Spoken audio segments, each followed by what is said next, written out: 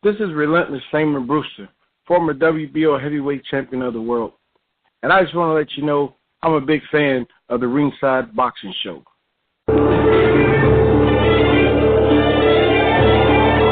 Live from Monterey on California's beautiful Central Coast, this is the Ringside Boxing Show. I'm Dennis Taylor, welcoming you to join me and my expert analysts, Travis Hartman, Rizwaan Zahid, and John J. Raspanti today and every week for the hottest, sweatiest show on the West Coast. And now, from Studio 1A, it's the Ringside Boxing Show.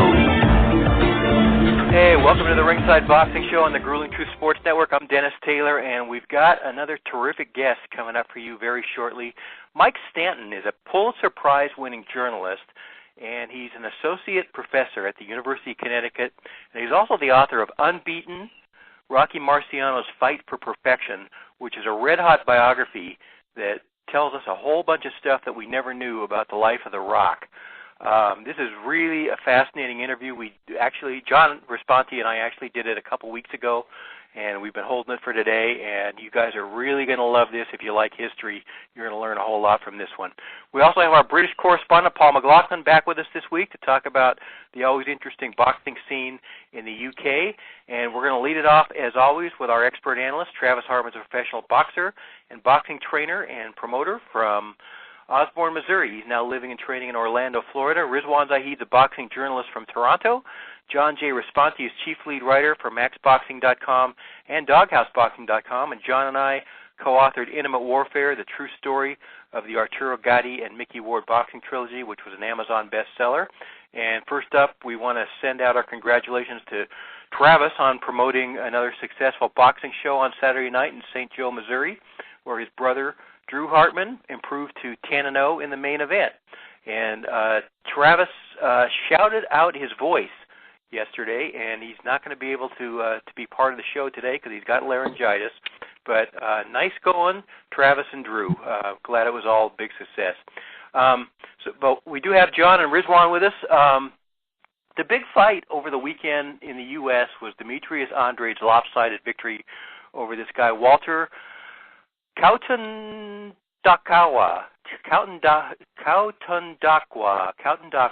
from Nambia, who was a late replacement for Billy Joe Saunders. Andrade scored 3 knockdowns over 12 rounds and won by decision.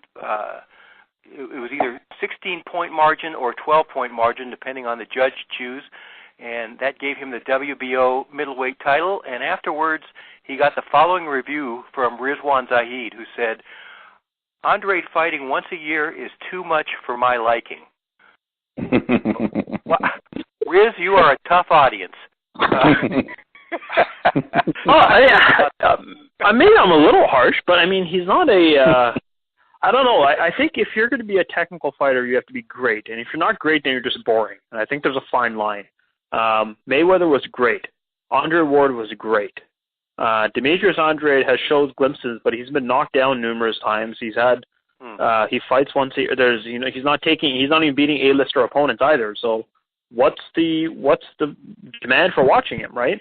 I mean, Erislandy Lara was, people look at Erislandy Lara and they're like, wow, he's a tough fighter. He's slick. He's maybe not the most crowd pleasing, but he is technically brilliant.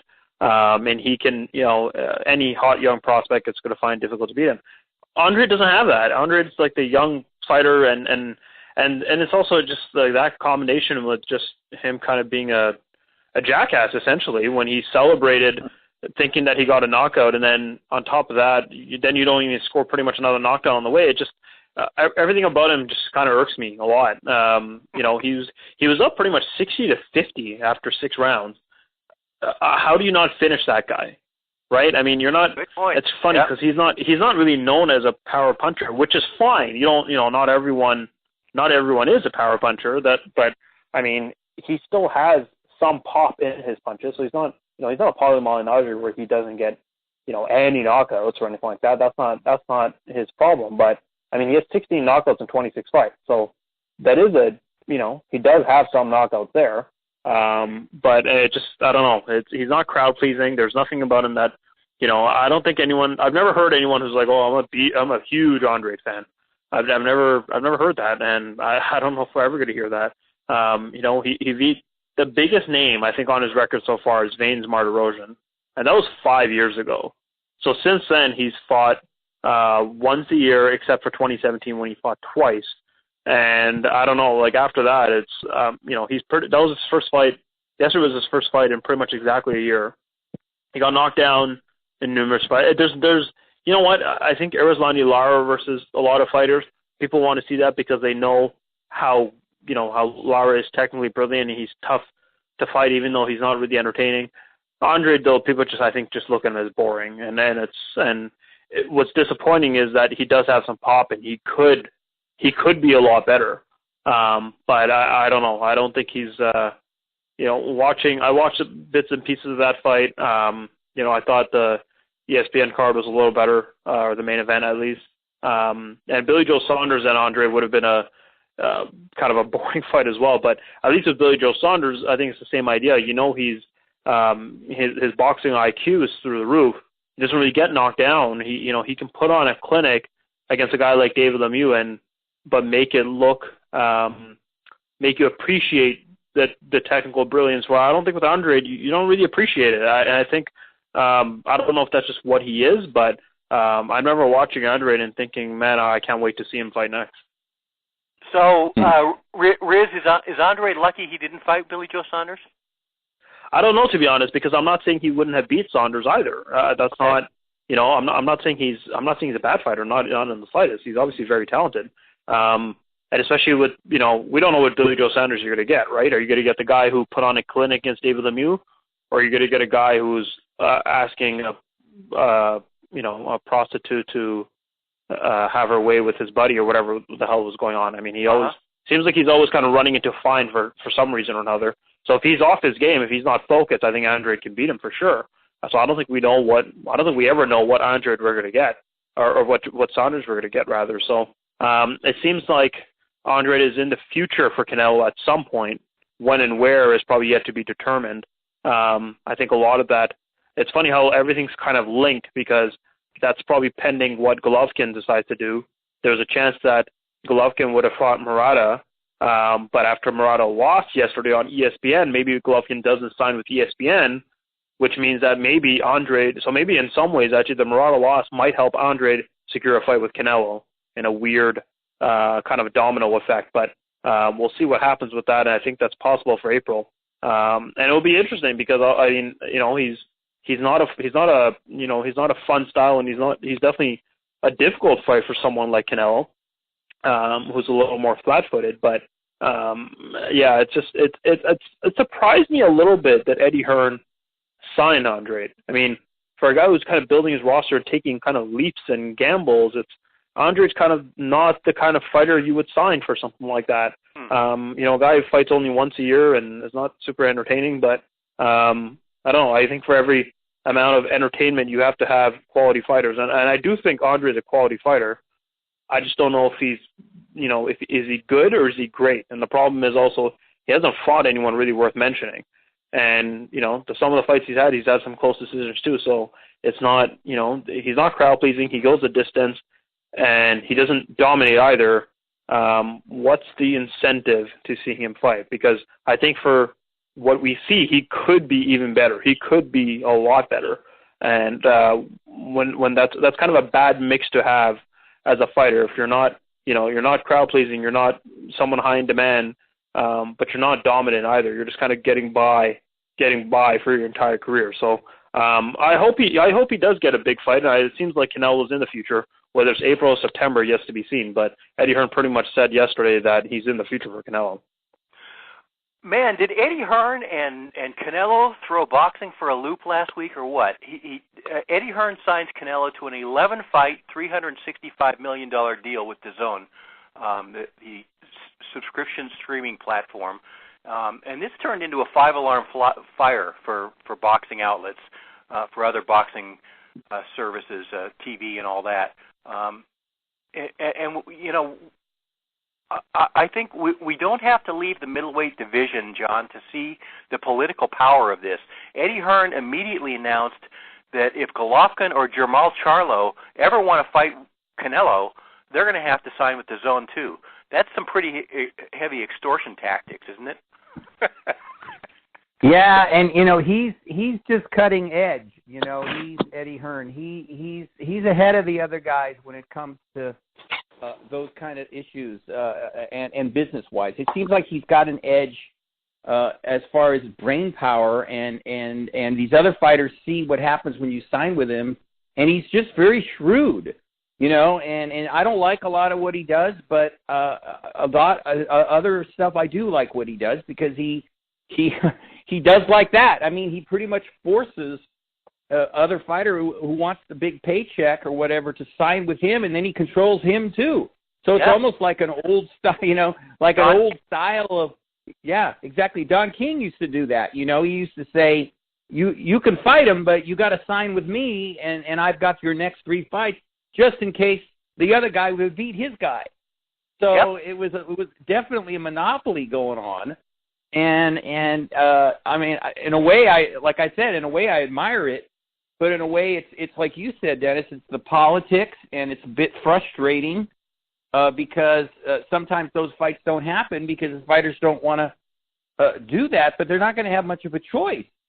And, I mean, I certainly don't blame Canelo. I mean, Canelo is in such a good position right now. He deserves a big deal after the Golovkin fight. I mean, he impressed all of us. I know that. You can debate the decision all you want, but he did everything he said he would do, and he put away a lot of those comments about the steroids and all that. That's still going to be mentioned in his boxing biography, but he earned that massive amount of money, and he's the man. So in the middleweight division is so much fun right now that and Eddie Hearn, just like I said, Eddie Hearn just knows. He seems to be able to see further ahead of what's going on than some of the older promoters. I don't think that's just necessarily an age thing, but I think it's just a younger guy with knowing about the technology now. The way they're streaming fights at the DAZN and other outlets like ESPN Plus is good too. So that's the wave of the future. I guess pay-per-view is gone, which certainly is not a bad deal as far as I'm concerned, because it would cost so much money. But, I don't give Eddie Hearn a lot of credit sometimes, but as far as a businessman goes, I mean, he's definitely a good one.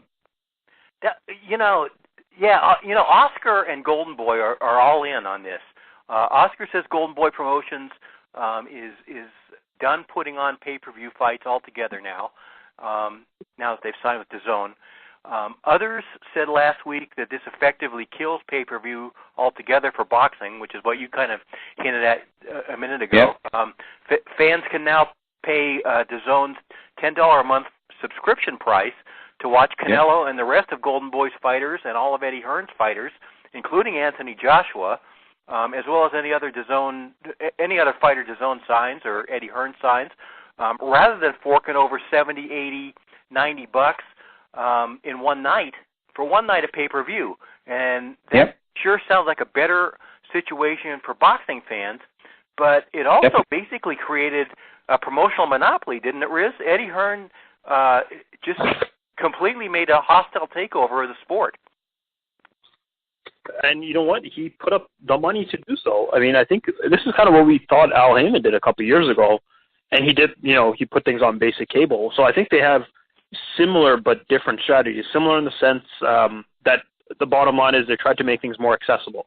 So I think they both did a great job with that. People still, I think, want to watch things on TV.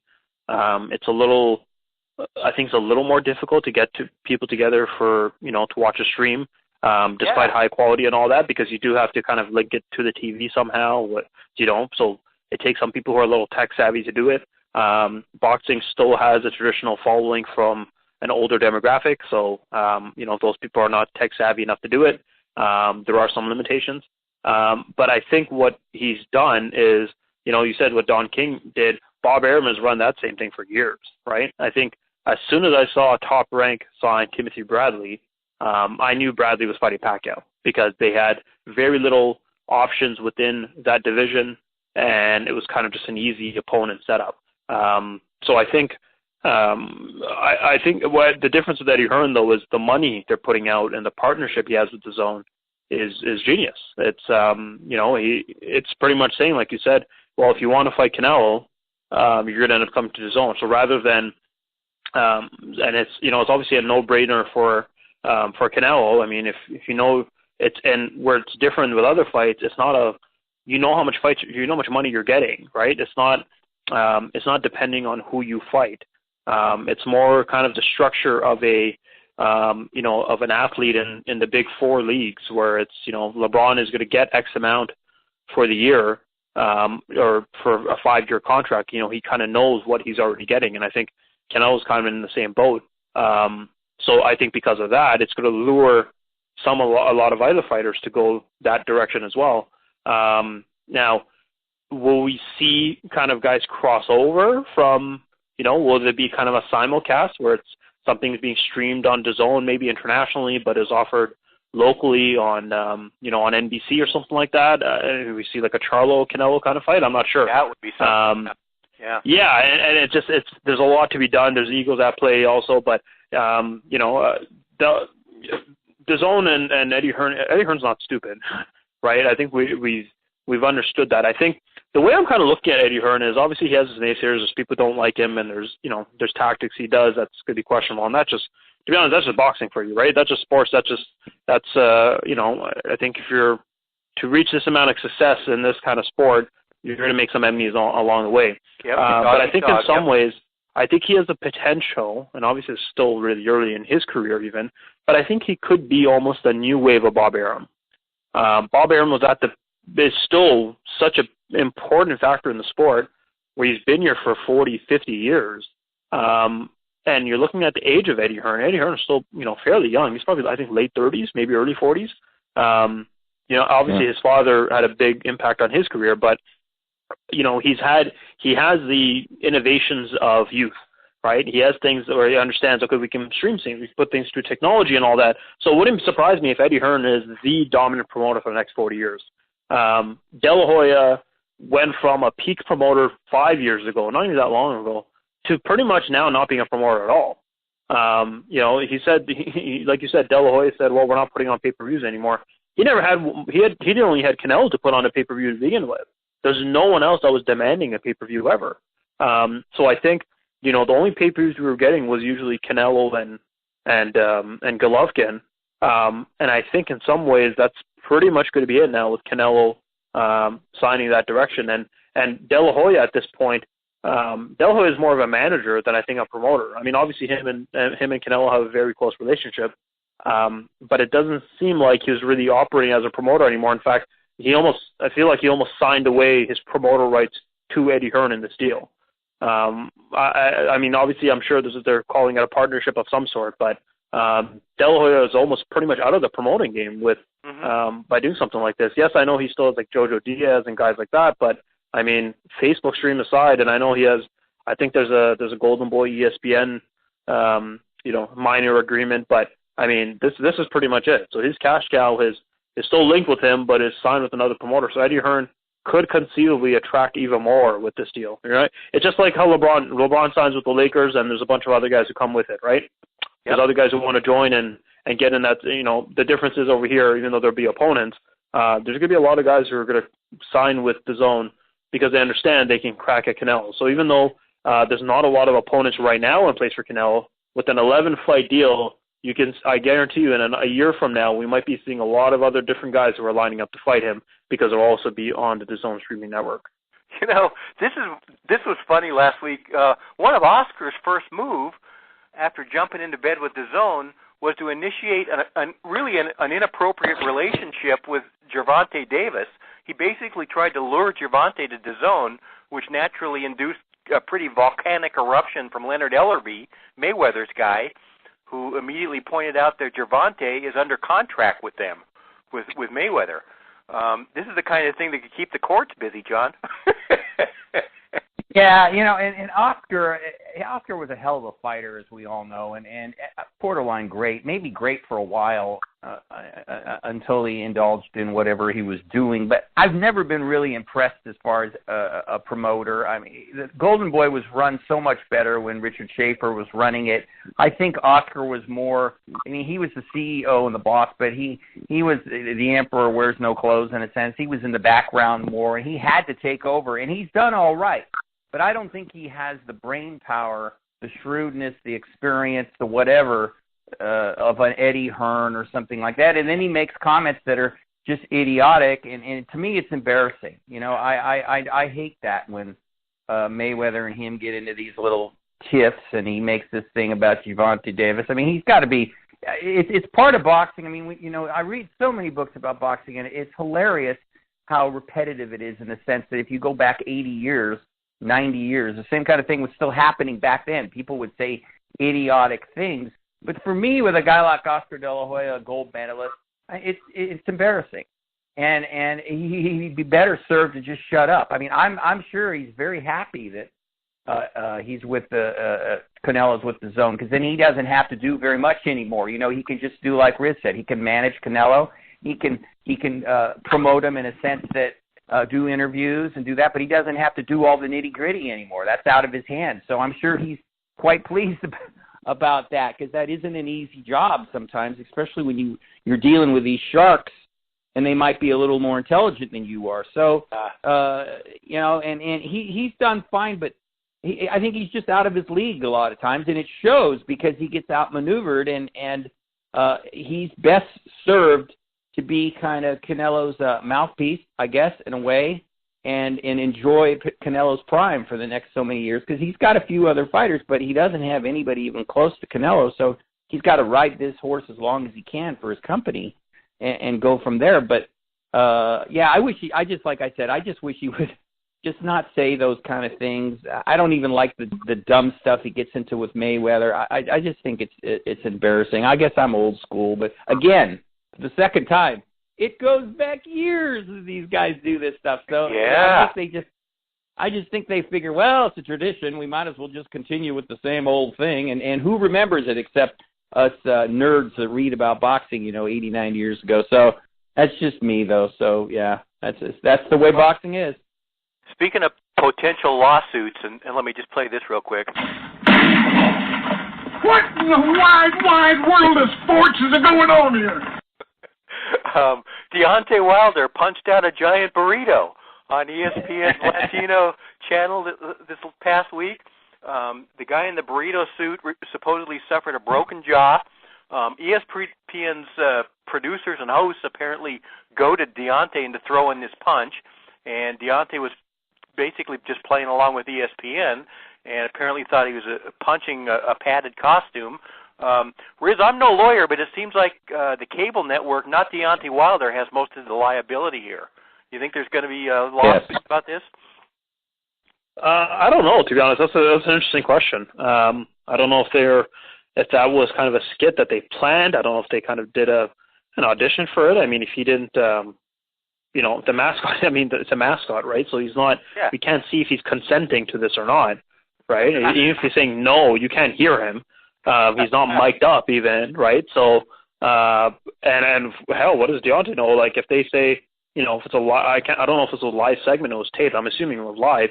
If it's live and they're telling him to do something, you don't say, that's kind of the way live TV works. You play up with it. So if he's being told by a host to do something, he's going to say, okay, yeah, sure, right? Like he's going to assume that everything was kind of already planned, that they have that it's obviously going to protect the mascot or the person inside the mascot or whatever. So yeah, I think you're right. I don't think it's it's definitely not Wilder's fault, and that's why Wilder kind of gave it on olive branch. He said, I don't know if someone even inside there really who felt this. So he's trying to make things right. But I wouldn't be surprised if we see a lawsuit coming one direction or another. I mean, and hell, let's face it. I mean, if it was it ESPN Deportes? Yeah. Yeah, so I assume they have more money than Deontay Wilder anyways, right? So I think at this point, if I'm choosing who I'm going to sue, I think that makes a little more sense. And I don't know what's written into the mascot's contract, if it says Occasionally, you might be punched by a 220-pound heavyweight. But yeah, no, I think we're seeing some lawsuits coming from somewhere. But I mean, hell, I don't mind suing a company if it means getting punched by Deontay Wilder. Even if I'm wearing a mask too. I mean, if I'm wearing at least I'm not taking the foot punch, right? I'll happily do that. I'll take a broken jaw, sure. That's what Wilder thought. Yeah, he yeah. thought, I mean, hey, this guy's wearing a big head. It must have padding.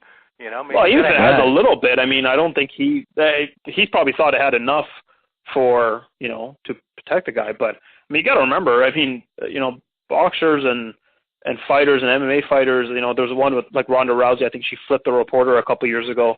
I don't think they know how to do it, 50% of the way, right? That's not the way they're, they're taught to throw punches or in MMA, like, do like a judo throw or something like that. So, when they're telling Deontay to punch someone, he's not going to take any steam off. I don't think, even if he's trying to, I just don't think they're not built like that, right? They're never going to throw a punch unless they're doing it with full intention. So, that poor mascot though, man. I mean, I don't know how bad his injury is, but I mean, again, broken jaw, you're going to get a unique story out of it. You're going to get front row seats to a big fight and a potential lawsuit. Again, I'll happily take a broken jaw for all that. You'd eat baby food for 6 weeks for that, huh? I don't know. Yeah, sure. Yeah. That was a heck of a right hand. Did you guys see the video? I did. Wilder, yeah, you're right. He did not hold back. That was a Deontay Wilder dynamic right hand, the kind of right hand that made Luis Ortiz maybe wonder what he was doing in the boxing ring. So. And a bunch of other fighters. So he let it go. So it's like, I don't know, Dennis. I think I'm more with you. I don't really think I want to be, especially if the mascot thought that he wasn't going to do that. You don't even have a way to brace yourself. And I don't know how you would, but you put your hands in front of your face. I mean, it's going to nail you anyway. And yeah. Boy, and I think you guys are right, though. I think that they have to go after ESPN. The only way that there's a problem is if ESPN says, "Hey, we told him to not do that," But if we said live, go ahead, but we kind of warned him, don't let it go completely, don't fire at all cylinders, and he did it on his own, and that would cause a big he said kind of thing. But I think ESPN will just eat it and give the guy some money and tell him to stay off the stage and here's 1 million burritos for the next year or something, and $1 million to go with it. I think I think that might happen, but it was when I first saw it, and it was kind of funny, and I understand why they were doing it, but you got to be careful with that kind of stuff, especially when it seems like people aren't really communicating what's going on. Because I mean, he could have got hurt a lot worse than that. I mean, we're laughing a little bit about it. Oh, he could have gotten killed. Yeah. He could have got killed, right? I mean, what a tragedy that would have been. I mean, you talk about hurting. I mean, not to mention the poor guy and his family obviously loses his life, but that would have been another huge black eye, even though it would have been obviously considered an accident. But you got to be careful with those little staged setups because they can go wrong, and that's an example of one doing that, going wrong. Well, Wilder made some other news this weekend by I think he kind of fired a shot over Eddie Hearn's bow. He now feels like he deserves the fat end of a 60-40 split in a fight against Anthony Joshua if he beats Tyson Fury. I'm sure that made Eddie Hearn laugh out loud, but it's also a sign that Wilder isn't likely to settle for less than a fair shake when the contract negotiations come up, I think. I wouldn't be surprised if he demands that also adds to his demands that the fight happens in the U.S. And I don't think he'll get that stuff. I think it'll probably be a 50-50 split, and it's going to happen in England. But Riz, this is how you negotiate. I think you set something up. You set a high bar for him and let him talk you down to 50-50 in a fight in England. I mean, I think it depends what it is. I think so far we haven't really heard kind of a concrete number from either side. But this is different than the Golovkin-Canelo rematch, and I don't know if that's what Wilder's incentive is here, but I think you have to remember that I think with that point, Canelo needed Golovkin more than the other way around. Well, over here, I don't think the situation has changed so much. Wilder still needs Joshua more than Joshua needs Wilder. Wilder, has proven to be somewhat of a commodity. And again, I don't think it's his fault. He's tried to fight, he tried to fight Povetkin in Russia. There's very few guys who are willing to do something like that. He tried to do pretty much a 2018 version of Rocky. But, and Fury's obviously going to be a good test for him as well. But I don't know. I don't know what the firm number was for the first negotiating round. But, obviously he's not going to get 60-40 his way. That's just not going to happen. And the fight's 99% likely going to be in England because there's more money there. There's going to be more numbers, I think. And I think, Joshua, I think it's good if Joshua eventually fights in Vegas or something like that. I think that's on his list.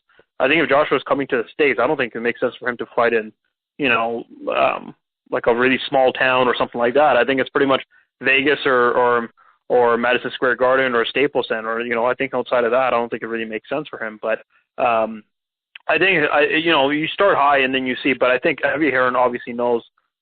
He knows what Wilder is trying to do, obviously. So I don't think it's it's a negotiation tactic that's working well. But at the same time, it's also fairly obvious. But I don't think this should be Wilder's focus here because yes, he wants to fight Joshua, but he has another fight in front of him, and unlike the burrito mascot, I don't think Fury's not going to be sticking in front of him the entire time, right?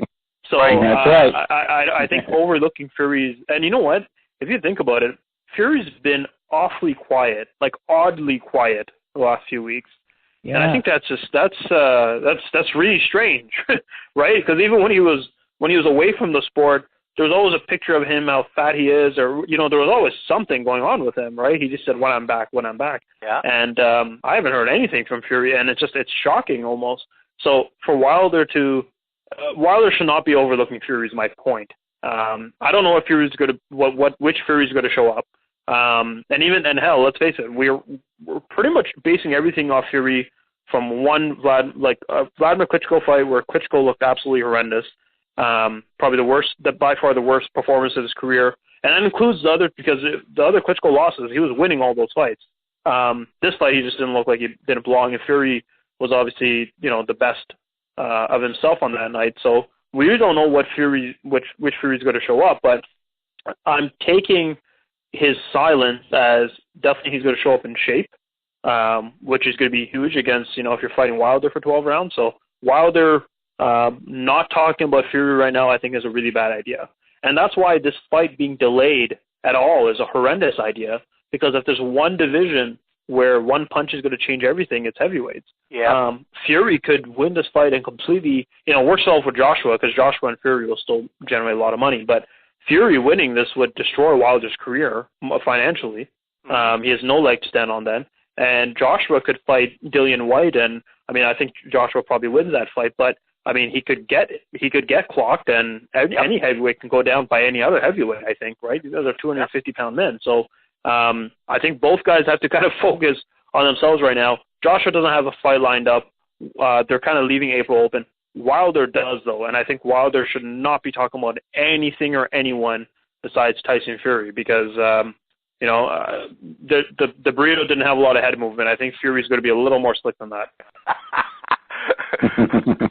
Hey, meanwhile, what about this? Manny Pacquiao signed a contract with Mayweather's advisor and promoter, Al Heyman, apparently with the intention of getting a rematch with Mayweather that nobody wants to see in 2019. And then he announced a fight with Adrien Broner that sounds like it's about 90% certain at this point. Then Mayweather comes out and declares that he doesn't care about fighting Pacquiao, and he's flirting with another farce fight with this Khabib guy, the MMA champ. Dana White says the notion of Khabib Mayweather is absurd and ridiculous. A question Floyd might be dealing with right now is whether anybody is going to pay $90 to watch a Mayweather Pacquiao rematch on pay-per-view, now that pay-per-view is apparently dead, and DAZN is starting to show big fights for $10. John, I don't think I even have a question here. What do you make of this mess? It's Mayweather being Mayweather. I think he just misses being the number one guy, and he has to do something to get the attention back, and that's what he does. And I think Pacquiao's probably going, what? I thought we had something set up unless he said, look, you fight Broner, and I think Mayweather said something like, so he's making it sound like he's the man. In a way he is, but he's like he reminds me of the guy who comes to your house and never wants to leave. You know, it just gets old after a while where you're just groaning, you know, and he's talking about fighting MMA guy, and you go, oh, come on. And you know what it is. It's all just about money. Yeah. And he'd say, well, yeah, my nickname is Money Mayweather. And it's like, fine, but to me, again, see, if Travis was here, I know he'd back me up on this one, and I'm sure Riz would not on this. He hurts the sport when he does this. But, again, see, it's an entertainment sport. That's the part we forget. So he can be entertaining. Would anybody pay that kind of money? Yes.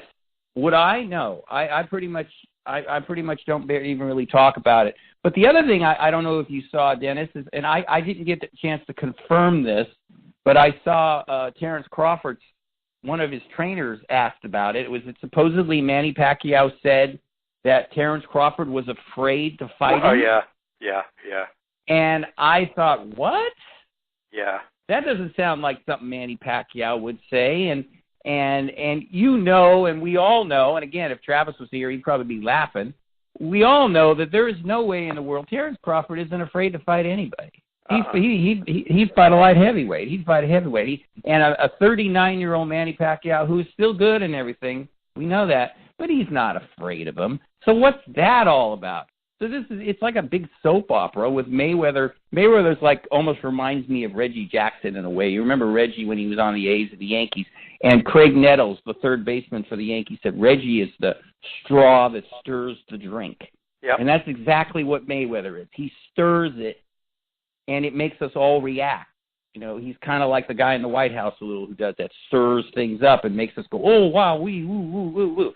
So he's a master at that, but I just wish he'd go away. You know, I don't want to see him fight anybody. Actually, I don't have any interest in any of it. But the other thing is, could he possibly have burned through all this money that he's doing this for the money because he's hurting in that way? And that just seems unfathomable to me. You know, how do you go through $250 million in 3 years? That's just, I know. Oh my He's God. done it before, though. You know.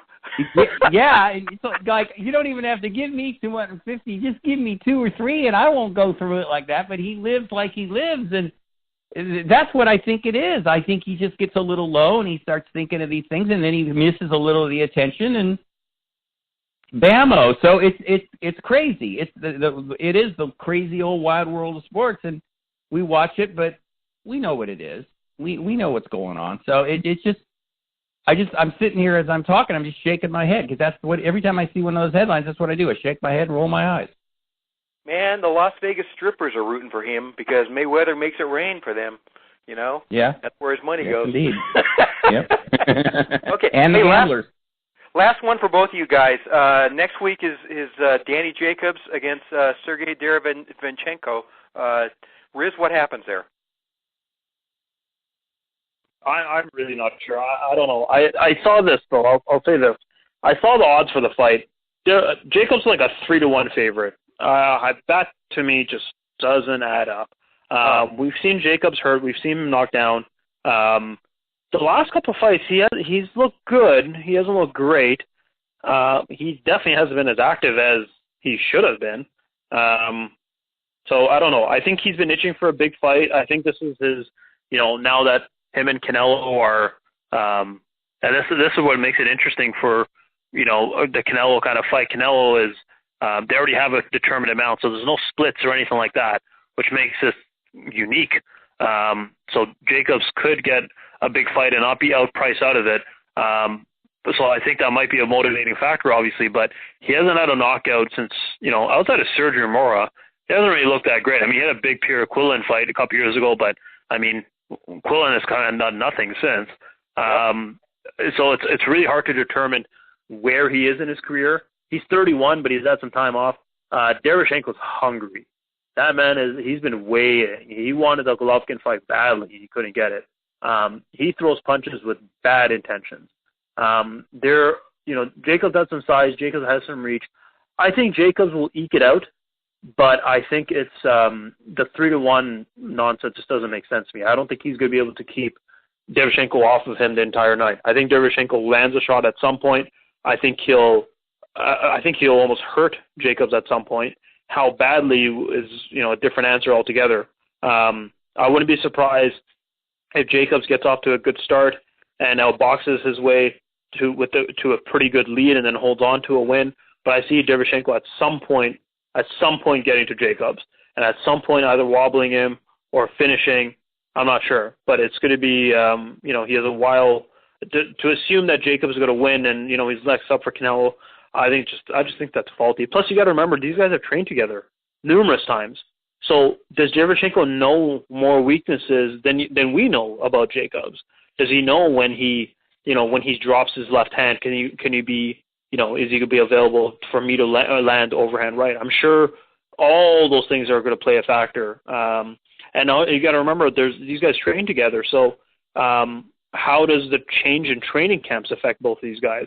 I don't think this is as simple of a fight as if both guys are just two guys from two different camps coming to play against. I don't think that's the case here. So I was way off yesterday when I said Andre was going to lose.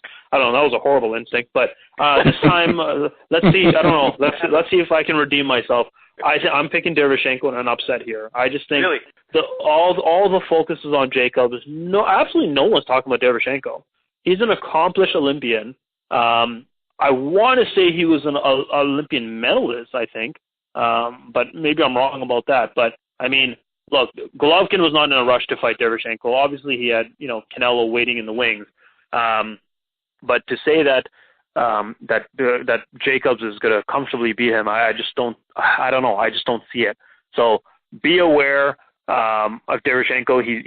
He's had a lot of the European guys, a lot of them didn't have great promoters and stuff when they started out. He is a Lou DiBello for like 5 years now, and it's pretty much his whole career has been with Lou DiBello. So I'm going to say Derevyanchenko, and I'm going to say he gets off to a rough start. I think he gets a little closer, and I think he stops him late.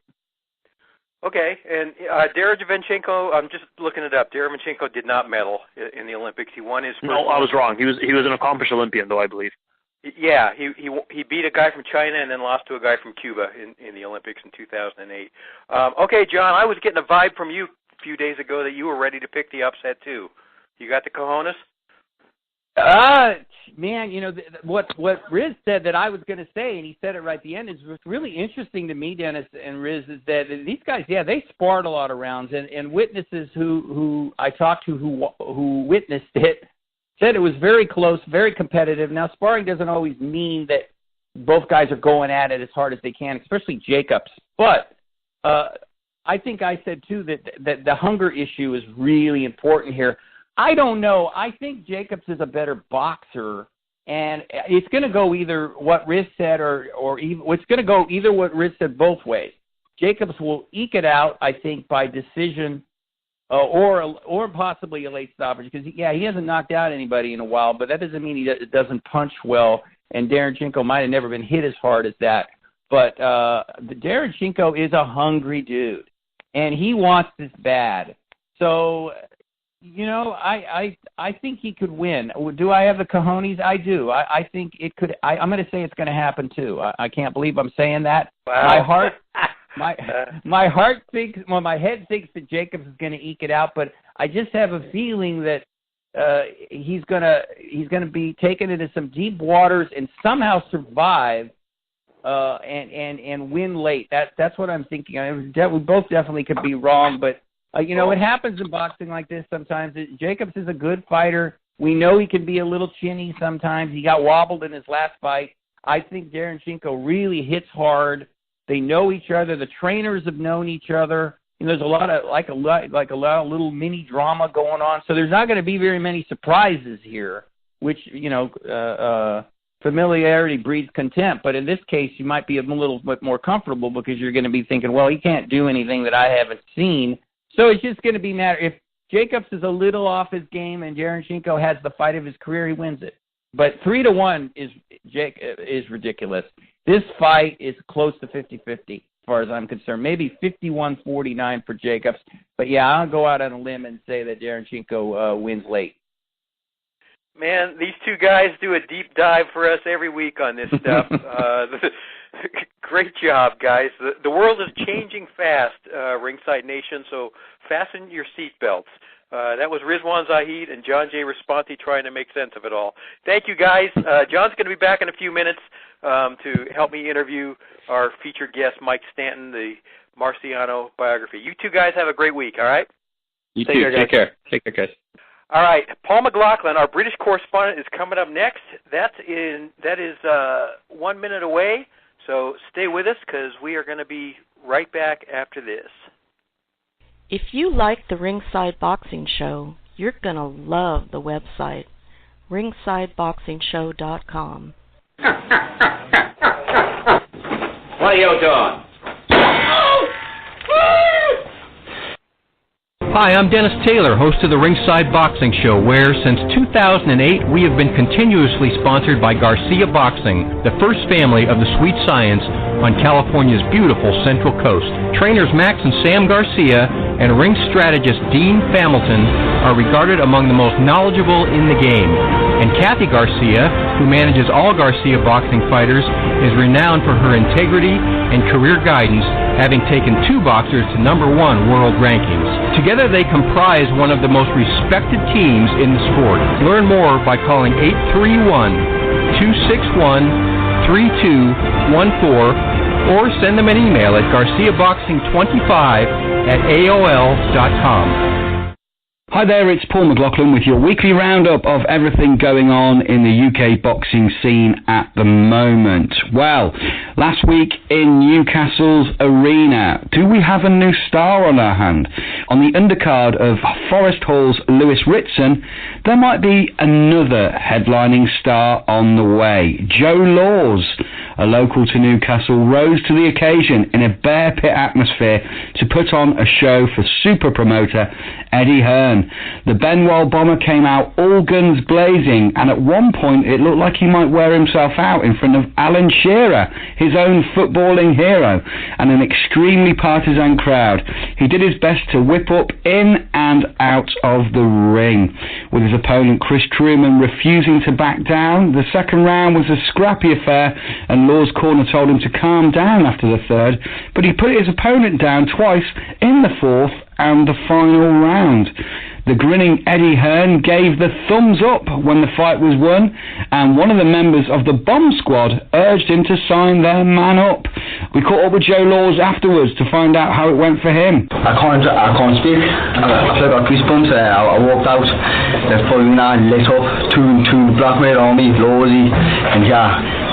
If someone says to me, there's 50 grand, take that buzz away, I would say no. I couldn't thank anyone enough. Anyone who bought tickets, who came and watched me, it just made noise for us. I love these all, and he was the reason what made us push on through, like in the third and fourth when I was a bit tired, broke my hand and that, but hey, it's all worth it. Well, he's a future star in the making for sure. And elsewhere, did you hear? Mr. David Hay mentioned this midweek. I will be guiding Derek's career from now on. We sat down, we talked. Obviously, we put the beef to one side. That was sorted out when we boxed each other. And Derek's getting to a stage in his career where he needs to make that final move. And he gave me a call and he asked me what I could do for him if I was guiding his career. So I told him, I was in a pay-per-view fight earlier on this year. It was a non-title fight, but it did great numbers. I told him about my infrastructure in terms of training, nutrition, strength and conditioning, and he liked what he heard. And I said, I'll do for you what I've done for myself. It's taken me 16 years of professional to fine-tune my career in a place where I can get the best out of myself, and I'll just pass that all over to Derek so he can fulfill his amazing potential. Yes, he's partnered with Derek Chisora. Can you imagine, 6 years after they were involved in a brawl in Munich, the pair drew criticism for fights at news conferences, and Hay punched Chisora while holding a bottle and went to knock out his rival about 5 minutes later. It all went off. but they've kissed and made up, and now they're going to form a partnership. Will we see Chisora fight for a world title again? Who knows? Right, in the meantime, that's it from me, guys. I will be back next week. Gloves up and protect yourselves at all times. Back to the studio. Strange days, man. Hey, and Chisora together. Come on. Dogs and cats living together, fighting in the streets. Wow. Much appreciated, Paul McLaughlin. Great job. Hey, Pulitzer Prize-winning journalist Mike Stanton is standing by to talk to us next about this great new biography of his about Rocky Marciano. That is coming up after one more quick break. And if you are into boxing history, you are absolutely going to love this one, guaranteed. Stay with us. We are going to be right back after this. This is tremendous, Don, just tremendous. The atmosphere heavy, uncertain, overtones of ugliness. A reminder in a way of how it was in March of 1964 at Miami Beach, when Clay met Liston for the first time and nobody was certain how it would turn out. The crowd is tense. They've been here since 10 this morning. I'm Dennis Taylor, co-author of the Amazon bestseller Intimate Warfare, the true story of the Arturo Gatti and Mickey Ward boxing trilogy. You know, writing this book was a labor of love for John J. Raspanti and myself. We enjoyed every minute of the process and considered it a privilege to tell the tale of one of the most electrifying boxing trilogies in the history of this sport. Intimate Warfare traces the collision course of Arturo Gatti and Mickey Ward from their earliest days through their 3 epic fights, as well as the aftermath of this great rivalry, which culminated in one of the greatest friendships in boxing. Intimate Warfare has received a 4.5-star rating from readers and was endorsed by Hall of Famers Harold Letterman and Joe Cortez and 2-time Trainer of the Year Virgil Hunter. Our foreword was written by Ray Boom Boom Mancini, another one of the greatest blood and guts fighters of our time. Get your copy today at Amazon.com.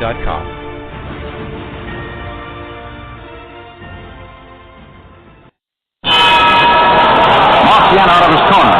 Postponed 48 hours because of the weather. The fight starts briskly. Rocky in the black trunks weighs 187.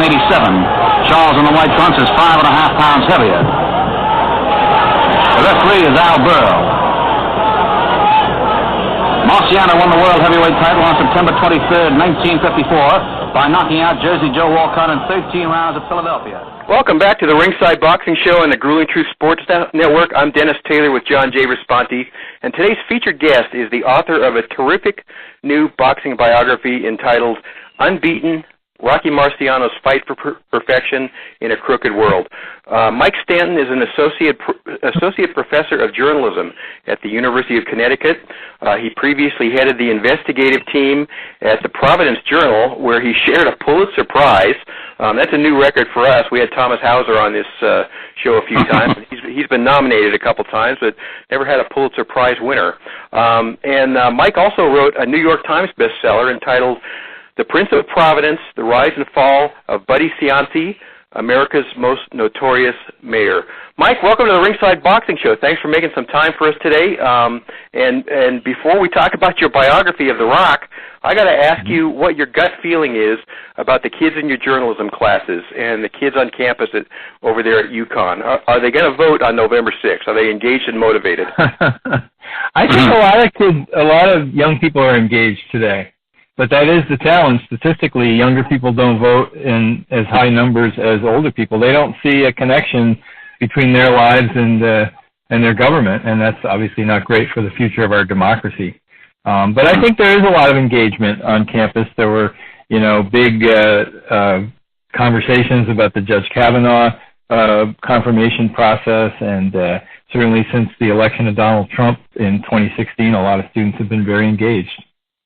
Man, I hope so. I spoke to a class yesterday at Cal State University, Monterey Bay, and asked them the same question, and their hands kind of went up really slowly, so I wasn't really convinced. But, man, I hope they get out. It's going to be important. So, they're the future. Hey, yeah. Mike, I mentioned your previous bestseller was about a very corrupt mayor of the city of Providence, Rhode Island, and I understand that your research for that book actually sparked your interest in Rocky Marciano for your current book. Mayor Cianci, as a kid, used to go to Marciano's fights with his father at the old Rhode Island auditorium. How did that anecdote evolve into your Marciano book? Well, two things, Dennis. Yes, I live in Providence. I still live there.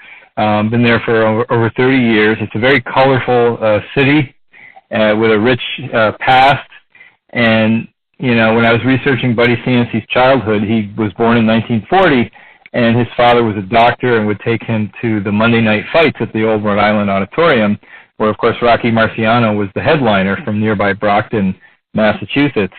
And so researching Buddy's childhood, I got into just looking at the rich culture of boxing in America, you know, in those post-war American years, and Rocky's place in that culture, and the mobsters. You know, New England was the capital, or actually I should say Providence was the capital of the New England Mafia and boxing. I think it was the preeminent fight town in New England, surpassing even Boston. And so there was a lot of action here, and it was a very exciting time and a very colorful time. And Rocky, you know, he fought 28 of his 49 professional fights here in Providence, and of course won them all. And you know, he knocked out a lot of his opponents, and he the fans here had a tradition. He would kind of deliver that knockout punch, and his opponent would kind of stand there teetering before he would crash to the canvas, and the fans would all yell "Timber" in anticipation of another Rocky knockout from the Brockton Blockbuster. Wow.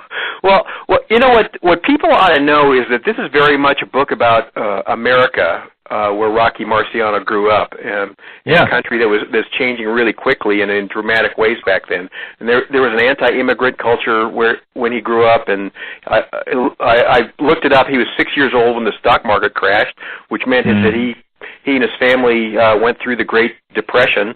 And there was a lot of desperation, so people were tough, and the kids were tough. You know, my dad was born in 1918, and what he told me was that there was also a climate of cooperation back then. You know, everybody was in it together. And is that a big part of your book? Is that what fascinated you as an author when you were researching this stuff? Yes, absolutely. It was a different time.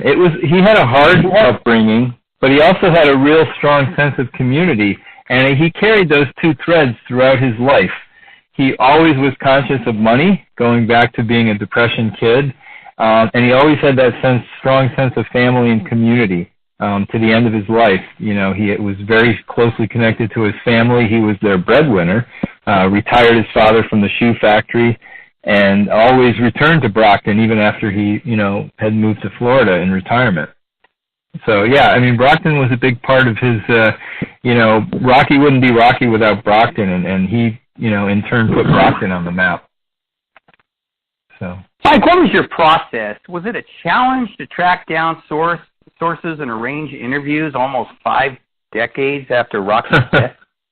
It was fun. It was fun, Dennis, and it was challenging. I mean, the first thing I had to do was, you know, I had to kind of go through the list, and you know, unfortunately, none of the men he had fought were still alive.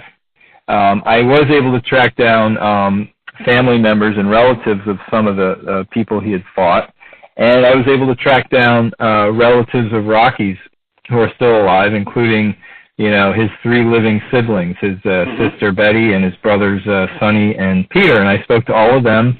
I also spoke to several of Rocky's nieces and nephews. And again, because of that strong sense of family Rocky had, they all had some amazing and wonderful stories about Rocky, some of which I'd never come across before and appear for the first time in the book. And I'll give you a case in point.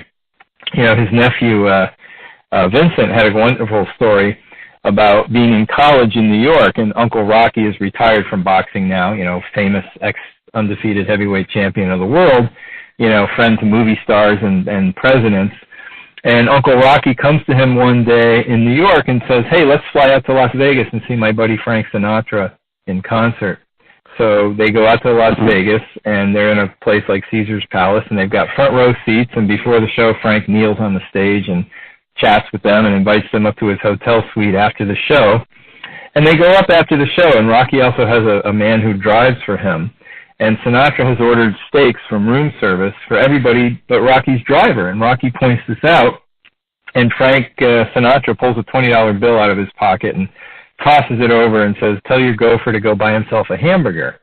And Rocky, without skipping a beat, grabs the steak, grabs Sinatra's steak and gives it to his driver, and he says, "F you, Frank, you go buy your own steak." Wow. And Rocky's nephew tells me this story because he's sitting there, and then he says, "That's when I knew my uncle was larger than life, that he could say that to Frank Sinatra." And Frank just laughed and shrugged and called room service for another steak.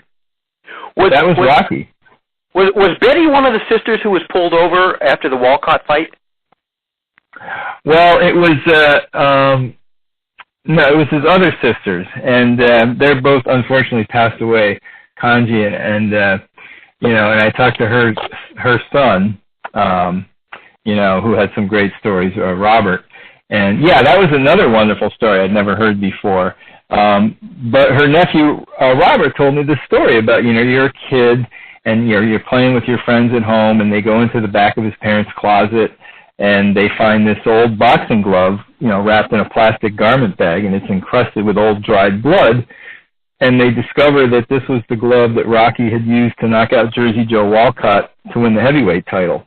And after the fight, he had the presence of mind in the chaotic celebration of his locker room to hand the glove to his sister and say, "Take care of this for me," because he didn't want it to get lost in the calamity. So they took it, and he and his sisters, you know, they were they had young children, so the fight was in Philadelphia, and they decided they wanted to drive back to Brockton, you know, overnight so they could be home in the morning.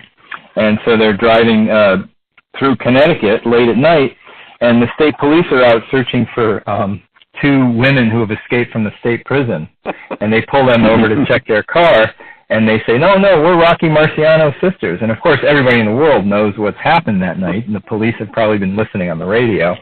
And so they're skeptical, and the sisters say, "No, really, we've got the glove in the trunk." So now the cops want to see this, and they pop the trunk, and they see the glove, and they're very excited, and they ask the sisters to come back to the police station with them and show it off to everyone else. And then they give them a police escort back to the highway, and back home they go to a big Brockton celebration. Wow. Mike, This is John. So were you yourself a boxing fan before you took on this project, or did you strictly approach this book from the perspective of an interested journalist and researcher? Well, both, John. I wouldn't categorize myself as an avid boxing fan. You know, certainly not like the great Thomas Hauser, who you mentioned at the top of the show. Right. But I did cover boxing as a young sports writer. I worked for the AP in Detroit, and I covered Tommy the Hitman Hearns and Manny Stewart and his Kronk Gym. You know, that was at their peak. And one of the biggest thrills of my career was they brought Joe Louis in for one of those big fights in Detroit. Of course, Louis was from Detroit, and this was a few years before Louis passed away. This would have been in the early 80s. And I went up and I met Joe Louis, and I interviewed him for a story. And he was in a wheelchair. He'd had a stroke. He couldn't really speak very well, but his wife kind of translated for me. And we were in this hotel suite in an old Detroit hotel, and he had all these, like, kids that he had adopted crawling around on his lap and running around in the suite. And that was something. And then I went to a dinner that night of black World War II veterans, and they, you know, Joe Louis came out onto the dais, and the looks on those men's faces, you could see what he meant to, you know, African Americans and to Americans in general. He was quite a figure. So I did have that interest in boxing, and I did cover, you know, later I worked for the AP in Massachusetts, and I covered a Marvin Hagler fight in Boston Garden. He fought Vito Antuofermo. So I did have some boxing, you know, I had written some about boxing. I've always found it interesting. But I did want to approach this story as a journalist, and kind of, you know, I wanted to bring a journalist's eye to his story, and I really wanted to put him in the context of his era and bring that era to life and make you feel like you're back in there, and to really this bygone era in America, you know, the decades before and after World War II. You know what, as a Kronk alumnus yourself a little bit, you might be interested in knowing that in 2 hours I'm going to interview Milton McCrory. Oh wow! Yeah, it's a great legend, great tradition. Oh yeah. Absolutely. Go ahead, John. Yeah, Dennis and I are pretty old, Mike. We always joke about this, but, it was our dads that really shared with us a lot about what the sport of boxing meant to America. Even my dad died at 85, and he talked a lot about Joe Louis, so it was really interesting very closely when you were talking about Joe Louis, how my dad snuck in to see Joe Louis win the title against James J. Braddock in 1937. He's not even 10 years old. He just walked down the street to Chicago Stadium, and they let him in, so he was standing in the aisle when he saw it. So it was just such a different time. But I really have a hard time explaining this to younger people because I don't really think they have the same understanding. Talk to us about what the sport was like and what it meant to be the heavyweight champion of the world in Marciano's time. Well, that's really, and that was the other thing I wanted to do, maybe separate from other books that have been written about Rocky, is I really wanted to explain, what the times were like. And boxing, to me, if you like boxing, I think you'll like this book. But even if you don't like boxing, I think boxing is a fascinating world and a culture, and it was a window into America in that time because boxing and baseball were the preeminent sports. And I remember the great sports writer Jimmy Cannon in New York. He wrote that, after Rocky won the title, that he was, one of the most famous people in the world. And he says, look, in the U.S. we have 98 U.S. senators, and we have one president and one heavyweight champion, and the heavyweight champ might be bigger than everyone. And Jerry Lewis, that was the other thing. Back then there was this whole aura around a big heavyweight fight. You would go off to a resort in the Catskills like Grossinger's, and you would train, and the writers would be chronicling every day what was happening, and the celebrities would be down at the hotel entertaining, and they'd come up and watch the sparring sessions. And Jerry Lewis, was out walking with Rocky one day, and he said, "You're the boss of the world, champ. You're the boss of the world." And, everybody knew who you were. And, so I wanted to capture that in that whole era of you could fight a big heavyweight championship fight in Madison Square Garden or even outdoors at Yankee Stadium. And, everybody would be there, celebrities, movie stars, working class people, the old working class dock workers, factory workers of New York culture that's also gone. And then that whole guys and dolls aura of, Toots Shores and the gamblers and the mafia. And so I just wanted to kind of convey all that. And you talk about your father. Well, I didn't mention the other thing that really inspired me to write this story is my father passed away about 16 years ago. And I did see this as a connection back to his generation, that greatest generation after World War II. And my dad grew up in a mill town in Massachusetts, like Rocky did. And he he served in the Army in Korea before the outbreak of hostilities there. But then he came home, and he was the first in his family to go to college on the GI Bill. And he went to college at Bryant College in Providence. And this would have been in the early 50s, late 40s. And after he passed away, I found a poster of Rocky that was autographed among his possessions, and he had seen him fight at the Old Rhode Island Auditorium. So it was really kind of a connection back to that era for me. Wow. Marciano's rise also kind of coincided with the popularization of the television set, right? A lot of people bought their first TV so they could watch boxing. Yeah, I would say the rise and fall of boxing, which, as we were just discussing, was really big in American culture from the dawn of the 20th century. It really was captured in television. And that was the other thing I really explore in my book, is how after World War II, all the hardships and sacrifice of the war effort, now, we've got this prosperous era coming in, and, the soldiers are coming home and people are ready to celebrate. And boxing is kind of the euphoric, centerpiece of this, and television comes along. The technology had been developed before the war, but had been devoted to the war effort, and now, with, people with money in their pockets, the factories are churning out TVs, and we go from like 5% to 90% of American homes with televisions. And the two big, back then, those cameras were big and bulky and boxy, and so it wasn't like you could move them around easily to capture like a baseball game. And boxing was premier content. And the two things that really sold a lot of TV sets back in those days were boxing and I Love Lucy. And so what happened is, the other thing I really explore in the book is the influence of organized crime on boxing. And of course we go back to you know, the 1920s and the gangsters and Al Capone were always big boxing fans. There were always scams and schemes around gambling and fixed fights. But what I found is after World War II, with the rise of television, we saw more of an institutional takeover of boxing by the mafia, because the mob goes where the money goes. And they were infiltrating the docks of New York, where a lot of money with cargo was coming, and they were infiltrating professional boxing. And I get into a lot of detail about how, with the retirement of Joe Louis and the decline of Mike Jacobs, that a new regime comes in, the International Boxing Club, to control and monopolize boxing. And behind them is Frankie Carbo, a notorious mobster and hitman from Murder, Inc., who's known as the Underworld Commissioner of Boxing. And he controls all the key arenas, the fight managers, the fighters, and one of the biggest, most prominent managers in the game who he controls is Al Weil, who's Rocky Marciano's manager.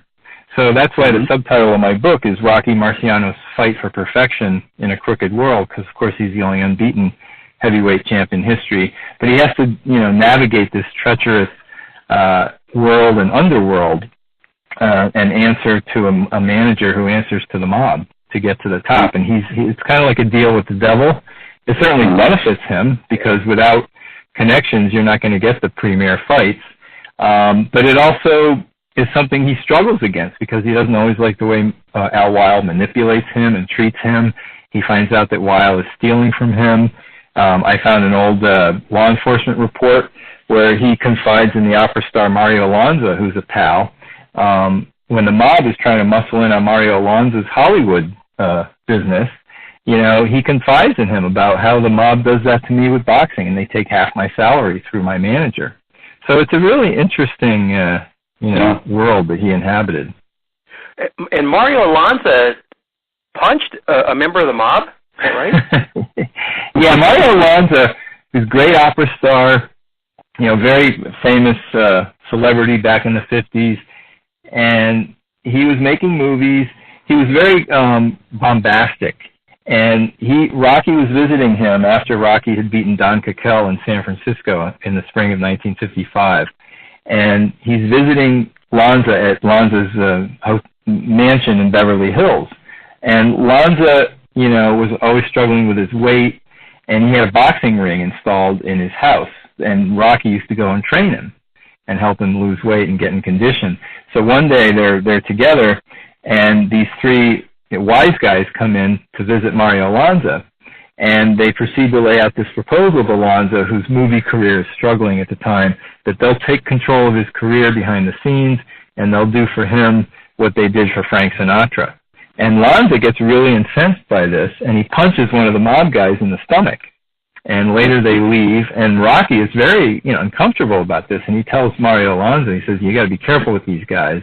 And that's when Rocky proceeds to lay out his own frustration about, having to put up with the mob himself. And then he points out that the head mob guy who had just visited them was Tommy Three Fingers Lucchese, who's a very notorious mob boss, and who was out in Hollywood trying to muscle in, and obviously had, secret control of fighters as well.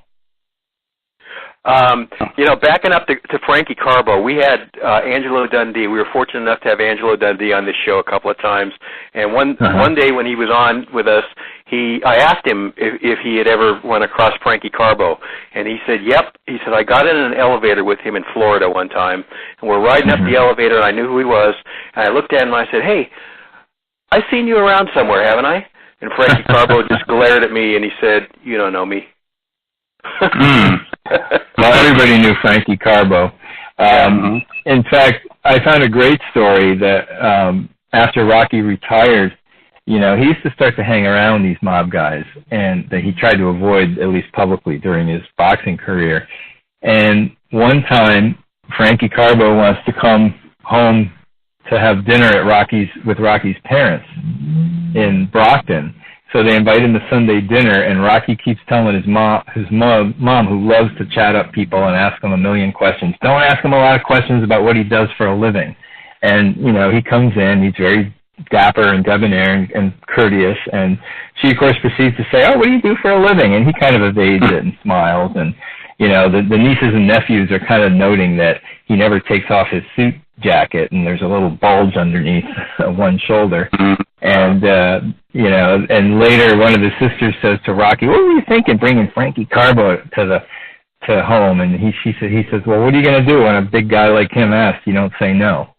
But yeah, it was, he was a pretty colorful character, and boxing was known as the octopus back then. And there were a lot of Senate rackets, investigations of him, and, eventually Carbo went to prison and the monopoly of boxing was broken up. And I think that really helped, that was one of the factors that led to the demise of boxing as a mainstream American sport. And Rocky, in some ways, was really the last of that, last golden era of boxing. Obviously, Muhammad Ali, with his charisma, revived it during his career. But boxing never really was the same after the 1950s and after the octopus was broken up by Congress. This is the Ringside Boxing Show from Monterey, California. I'm Dennis Taylor with John J. Raspanti. We are talking to Mike Stanton, who's an associate professor of journalism at University of Connecticut, and he's a Pulitzer Prize winner. And he's also the author of two books, The Prince of Providence, The Rise and Fall of Buddy Cianci, America's most notorious mayor, and Unbeaten, Rocky Marciano's Fight for Perfection in a Crooked World. Rocky's sport as a young man was actually baseball, right? He was a pretty good catcher. Yes, he was a catcher, and he was quite a slugger with the baseball bat as well. And he spent hours and hours in the playground across the street from his house playing baseball, and he would hit for hours, and you'd have to pry the bat out of his hands and give other people a turn. And he had a tryout with the Chicago Cubs in the spring, after the war in the spring of, I believe, 1947. And that was his big dream, and he was very disappointed when he was cut. And the supreme irony of one of the greatest sluggers in heavyweight history was that he didn't have a strong enough arm to throw the ball down the second base from the catcher's position, and his defense helped lead to his demise. So he loved baseball, and it was really only by default that he turned to boxing. He was always the strong kid in the neighborhood. Again, as we talked about, boxing was part of the culture, and it wasn't just that Americans followed boxing in the big arenas, but every small city and town had its own boxing club. And, I talked to Rocky's friends from childhood who talked about they would set up little canvas rings in the backyard, and Rocky's uncle got him a heavy bag and filled it with sawdust and had him punch it in the basement. And, kids would get into fist fights. You'd have a disagreement, you'd get into a fist fight. And it was just part of defending your honor, defending your turf, all the different ethnic groups in Brockton. So he always had that in his DNA. But baseball was really his first love. And when he washed out of baseball, this was after the war, after he'd been in the Army, and he was 24, 25 years old, with the rest of his life ahead of him. He did not want to work in the shoe factories like his father. He dreaded that fate. And his mother, being a typical Italian mother, didn't want him fighting. And she said, why don't you become a singer or a dancer? And he says, Ma, I can't sing and I can't dance. So boxing's my only option. He dropped out of high school. And he really feared the drudgery of the factory. He feared anonymity. And he really wanted to get out, and this was his way out, as long as the odds against him seemed, because he took up boxing, relatively late in life. A lot of the great boxers of the era, because they grew up with the sport, would start boxing in their teens, and so he had to kind of start from scratch, 24 years old. Do you think was boxing a passion? Was boxing a passion for him? Did he enjoy it? Yes, and what really, I think, separates him, and was one of the reasons, a big reason he was the champion and never lost, was his incredible determination and drive, and he loved to train. I mean, one of the big things you read about boxers back then was the trainers were always chasing their fighters to, be disciplined and keep working and not go party and, break training. And Rocky loved to train. His trainer, Charlie Goldman, there was one scene when he's at, Grossinger's in the Catskills, and he's training in this old airplane hangar at the top of the mountain where the airfield is, and has a cabin up there that's pretty humble. And, his trainer is encouraging him to go down at night and watch the show at the nightclub, and he says no, and Charlie says, all you do is work, work, work, train, train, train. And Rocky would go away and lock himself up like a monk for months before a big fight, and he would spar several hundred rounds and work himself to, a peak of endurance that, nobody would outlast him.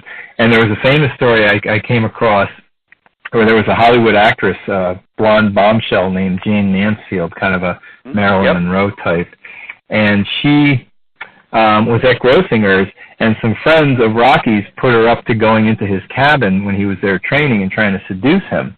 And she went into the cabin, and they were alone together for a time, and then she stormed out in a huff because he had rejected her.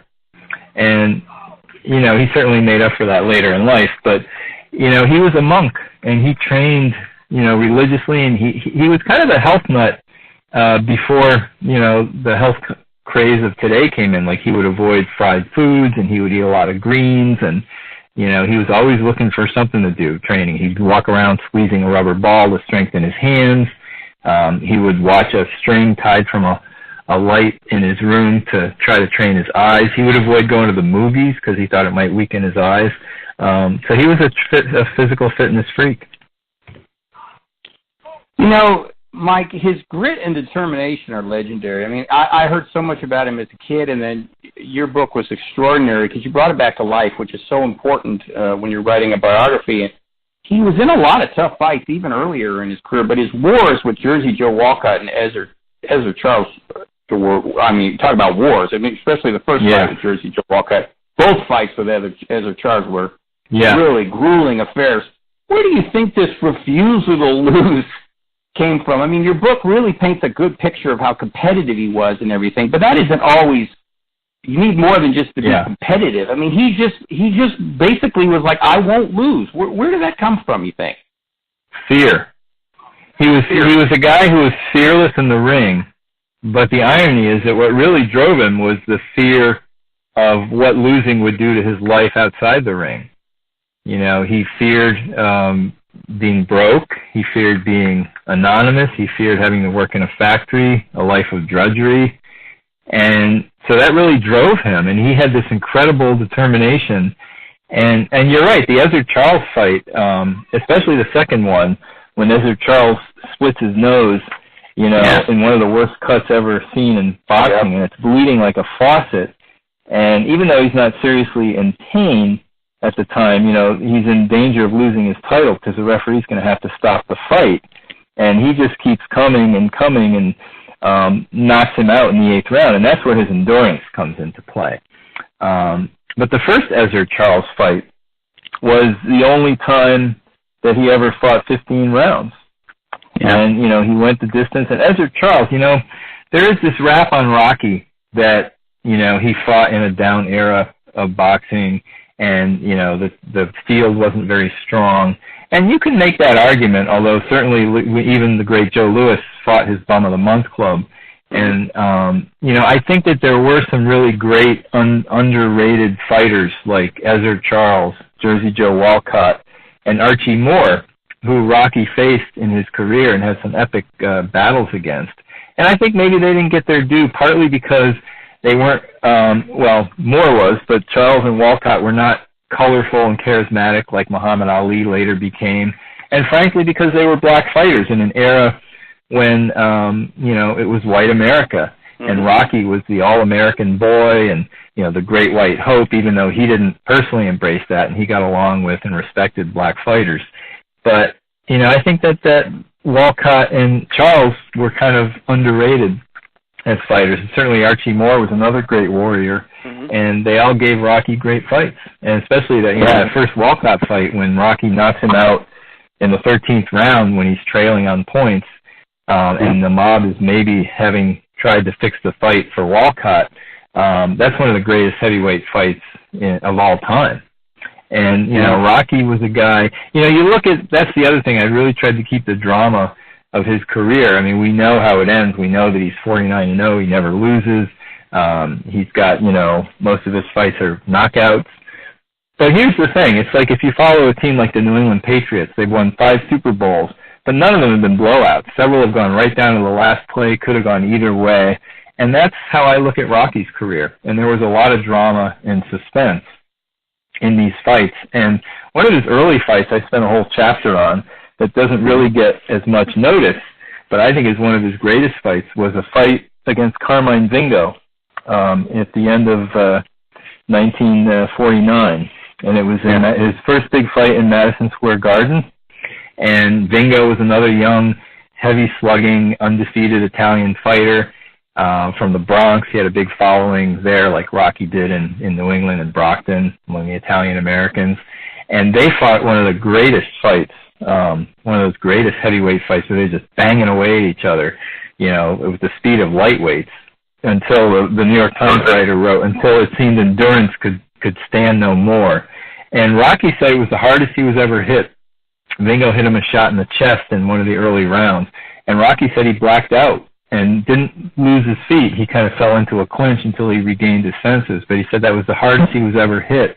And of course he knocks Vingo out in the 6th round, and Vingo's head crashes to the canvas, and he goes into a coma and almost dies. And that was a very dramatic scene where Rocky goes to the hospital, and then it's New Year's Eve, and Vingo is lingering between life and death. And, of course, you not only wonder what it's going to do to whether Vingo's going to survive, but will Rocky's career survive? Because there have been many fighters who have killed a man in the ring and never recovered from it. They stop, you know, being as aggressive, and they lose their killer instinct or their drive. And so this is a very dramatic moment. Of course, Vingo does recover, but it's tragic because he can't fight again. He's blind in one eye. He walks with a permanent limp. He's limited in his, you know, employment opportunities. And to the end of his life, he never remembers that fight. He says, I remember walking up the steps into the ring, and then the next thing I remember was looking at my mother up from a hospital bed. So, and he says, I don't remember a thing about that fight, but I remember Rocky was a great guy. Rocky helped pay his hospital bills, later invited him to his wedding, and he said that, you know, if Vingo hadn't recovered, he's not sure that he would have been able to continue as a fighter. I think he would have, but who knows how it might have affected him. I was going to ask you that question. How about the money? There's always talk about Rocky and money. Obviously, he grew up in the Depression and everything, and so he had a lot of respect for the almighty dollar and everything. But he was really thrifty. I mean, he didn't trust banks, and he only accepted cash. And I have a lady who's Italian who says, oh, that's the way the Italians used to do those things back in those days. But I had nobody in my family ever did that. Did growing up with so little as far as money goes, do you think that was part of what had such a major effect on him? It was part of it. And you look at the culture, like you said, kids grew up tough back then, and they grew up kind of with their wits on the streets, even though he had a solid family home life. You know, there were the guys that would gamble and shoot craps in the woods behind the ball field in Brockton. And, you know, he and his friends, when they were teenagers, would go and try to, you know, call the cops and to rate so that they could steal the money from the dice game. And later they would shoot, you know, dice themselves. And so that was part of it. But the other part of it with Rocky was that once he became a boxer and he saw so many guys, you know, lose their fortunes, you know, spend it foolishly and wind up broke and busted. And I talked about fear earlier, and the two things he really feared, he feared being broke. He didn't want to wind up one of these punch-drunk old fighters. And that was the other thing he feared. He didn't want to be one of these old punch-drunk, brain-addled fighters. And he wasn't. And that was one of the reasons he left fighting when he did. But the other thing was about money, was he went through this career where Al Weil took half his earnings and then on top of that was stealing from him by skimming money off the top for bogus expenses before they would split the purses. And so he was so paranoid and untrusting and suspicious, rightfully so, that when he retired, you know, Weil had a right to not only his earnings in the ring, but his public appearances out of the ring, which continued after retirement. And he was still under contract to Weil, so if he got cash, he could hide it from Weil, you know, just as Weil had stolen from him. And so I think that's where that all came from. And it became, in retirement, he became really eccentric because he was so famous, he was so beloved, he could get wealthy businessmen to throw money at him for various business ventures, and he was in many of them. And he would insist on being paid in cash. He would travel around with brown paper bags. You know, I talked to Lou Duva, And Lou Duva told me a story. They became friends, and they're in a restaurant in Manhattan, and Rocky asked him to hold this paper bag for him, and later they're leaving the restaurant, they're in the taxi, and Rocky says, "Do you have my bag?" And Lou's like, "Oh, geez, I left it at the coat room." And Rocky's upset, and they go back and they retrieve it, and there was $50,000 in cash in the bag. And I heard many stories like that from friends and relatives.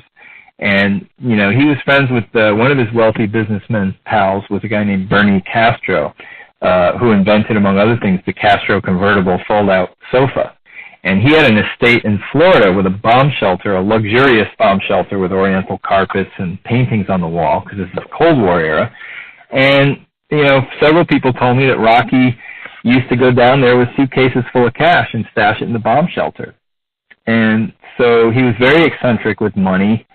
And, you know, and he put some of it on the street. You know, he had a friendship with a Cleveland, Ohio loan shark named Peter DeGravio, and he gave him over $100,000. And the IRS was looking into it because, of course, it's all cash. And then DeGravio got gunned down on a golf course in a mob hit. And so that killed that IRS audit. But, yeah, he was very odd and eccentric with money. And, you know, it was tragic in a way because when he died at on the eve of his 46th birthday in a plane crash, you know, his family struggled financially, and nobody knew whatever became of his money. And he would have these keys of bank safety deposit boxes where he supposedly, they didn't trust a bank like a bank account, but the physical cash that you could put in a safety deposit box and retrieve, he did that as well. But only he knew where all this stuff was. And they hired detectives and, you know, tried to track it down, but they never could find any of it. Wow. Yeah. You write, you know, pretty extensively about Rocky's military record, and, you know, all of these stories included in the book that you're mentioning, they're just fascinating. Were you surprised at all when you discovered that Rocky got into some pretty serious trouble while serving? I was. This had never really been reported before, and what happened was I heard rumblings that he'd had some problems in the military, but I attributed it, like a lot of people, to, you know, some drunken brawling in a pub and maybe hitting a superior officer, you know, that sort of thing. But what I discovered, I got his military files from the National Archives, and I discovered an entire transcript of a court-martial. He was in an Army Engineers unit in England, about to deploy to D-Day in the spring of 1944, and he and another American GI went AWOL from their base.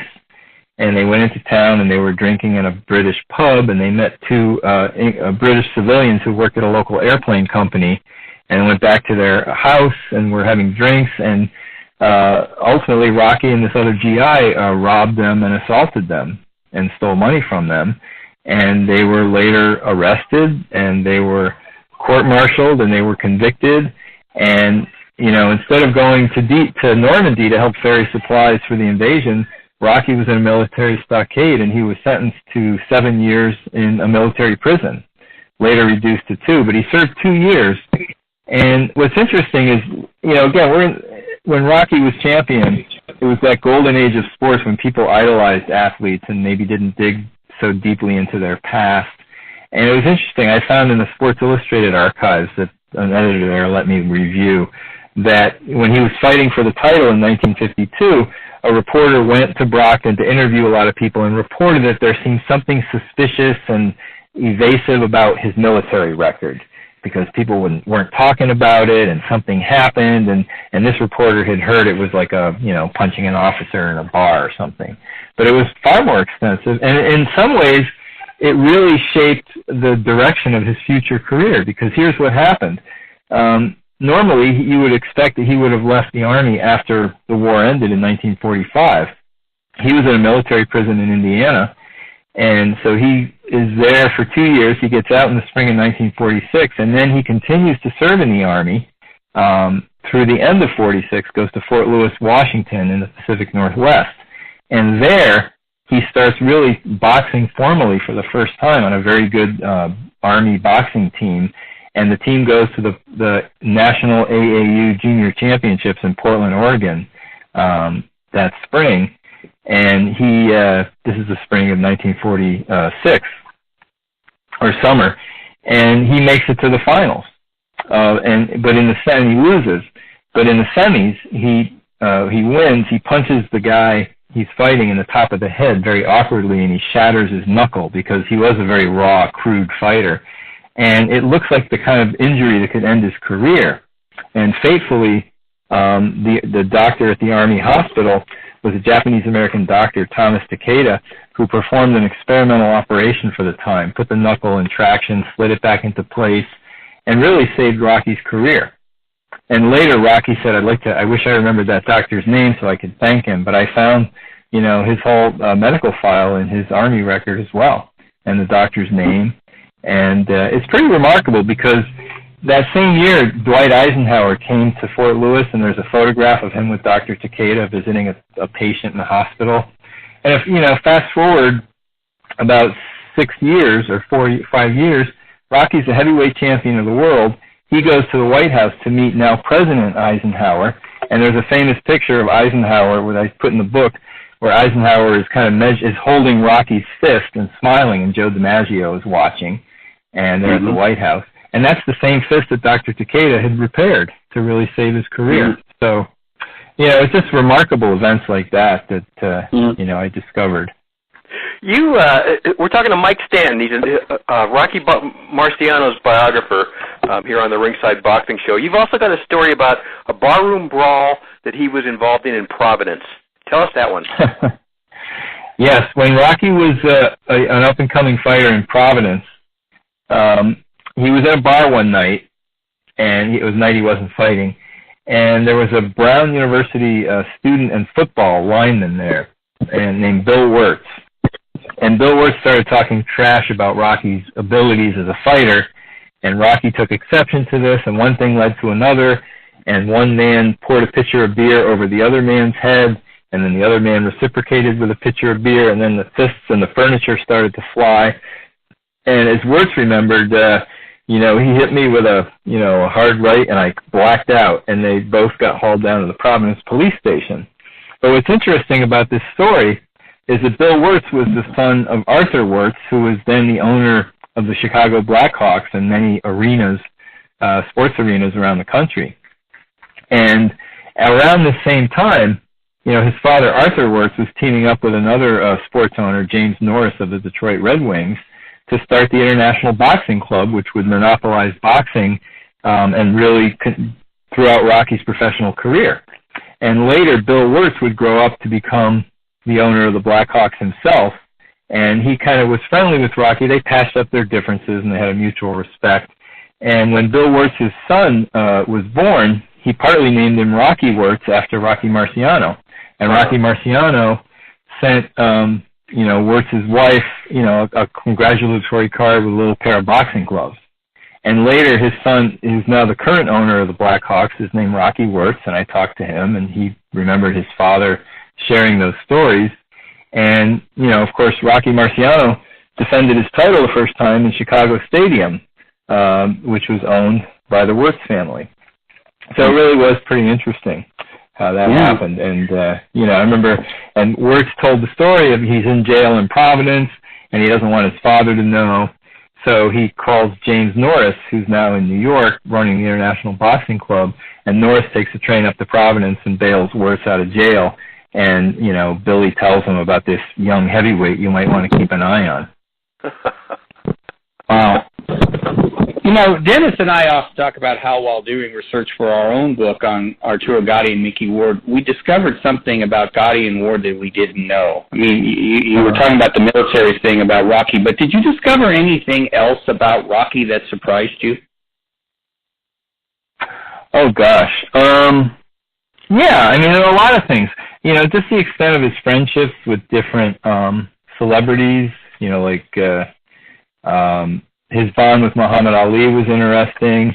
All the celebrities who knew him and the funny stories about their dealings with one another. I found a lot of information about his consorting with mob guys through old FBI files. For instance, he was offered a stake in a casino in Havana, Cuba in the late 1950s, a mob casino, and then he was advised to turn it down, and shortly after Fidel Castro took control, and the casinos all eventually had to shut down.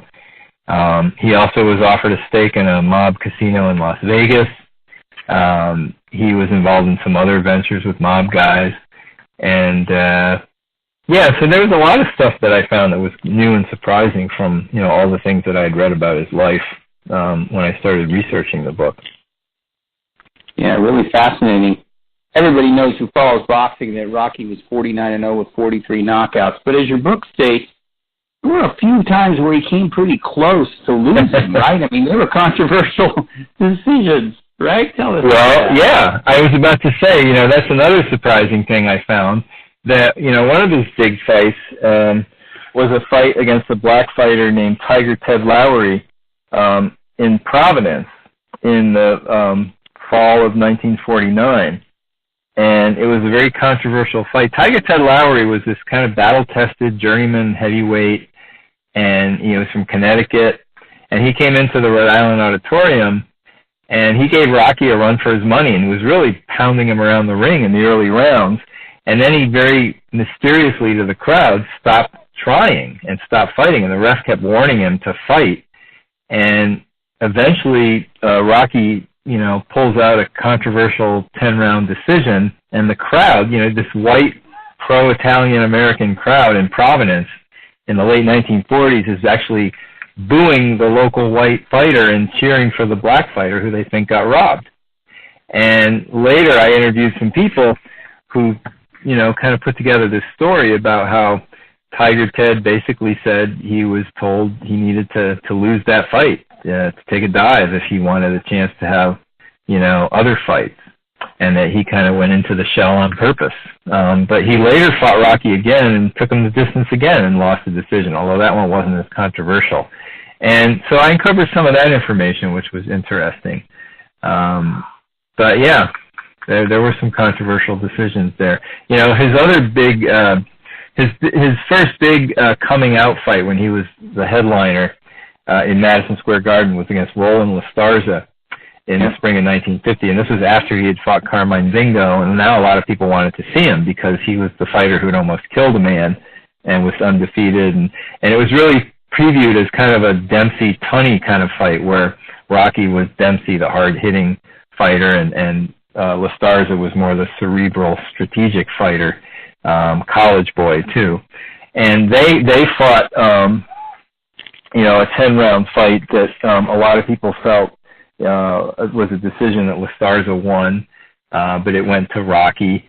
And Lastarza and his manager were very upset about that. Of course, Al Weil was Rocky's manager at the time, and was also the matchmaker for the Garden, which was a conflict of interest, and he tried to hide that not very well. And a lot of people felt that Lastarza had won that fight, and Lastarza's manager slammed the door of the locker room in Weil's face when Weil went down to congratulate him on a good fight afterwards. And Lastarza wound up being in Siberia for the next few years. He didn't get another big fight for quite a while. And then finally he fights Rocky again when Rocky's the champion. And Rocky is one of the only times, as fierce as Rocky was in the ring, he was a pretty gentle guy outside of the ring, didn't usually hold a personal grudge against his opponents, had a strong mutual respect. But this one time against Lastarza, he was really angry with Lastarza because Lastarza had told sports writers before the fight that Rocky takes too many punches, he's going to wind up punch drunk. And as I said, that really struck a nerve with Rocky because he didn't want to become that type of fighter. And so he was angry. He banged Lastarza around, and he hit him so hard on the arm that he shattered blood vessels. Because that's the thing about Rocky. He could be clumsy and crude. He may not have hit you where he wanted to hit you, but he hurt you wherever he hit you. And one early opponent said every time he hit you, you saw a flash of light. Archie Moore said that fighting him was like fighting the blades of a helicopter propeller.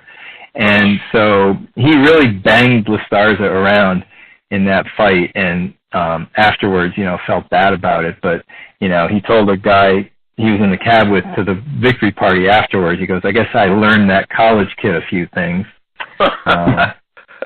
That's right. You mentioned Mike, this was really cool too. You mentioned that when he would stick his tongue out because you said his brother, they would spar, right? And he hit Rocky and he went, he stuck his tongue out. I knew I was in for it then, right? I mean, that was an indicator that was in trouble.